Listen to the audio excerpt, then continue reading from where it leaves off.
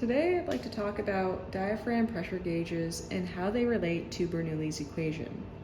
Bernoulli's has always confused me because it doesn't take into account friction, but it's still a good equation for understanding different fluid problems. So let's look at it. Your first variable is your static pressure, and then you have your dynamic pressure or your kinetic energy, which is looking at your velocity of your fluid. And then you have your hydrostatic pressure, which is taking into account the elevation. And the idea is that that remains constant along a stream.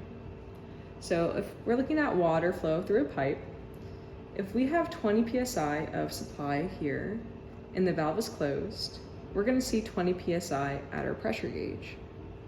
Now, if we open the valve and we start our pump, the pressure gauge is going to read a lower pressure because some of the static pressure has been converted to dynamic pressure as the velocity in the pipe increases. So this is assuming that the elevation is the same, but let's go ahead and add some hydrostatic pressure. So if we have, say, 25 feet of vertical pipe, which is around 10 psi, and we still have our 20 psi of supply. So we'd add the 20 plus the 10 of the hydrostatic pressure. So now here at the elbow, we have 30 psi. So again, if the valve is closed at the gauge, we have 30 psi.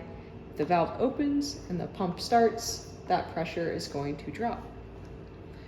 So let's look at a pressure gauge. Here's your diaphragm pressure gauge, and here's the flow. The pressure gauge is only measuring your static pressure. It is not measuring the dynamic pressure. So that means that as our velocity in the pipe increases, the static pressure is going to decrease, and then as our velocity decreases, our pressure is going to increase. The pressure is coming from the force supplied by the fluid in the perpendicular direction to our diaphragm here.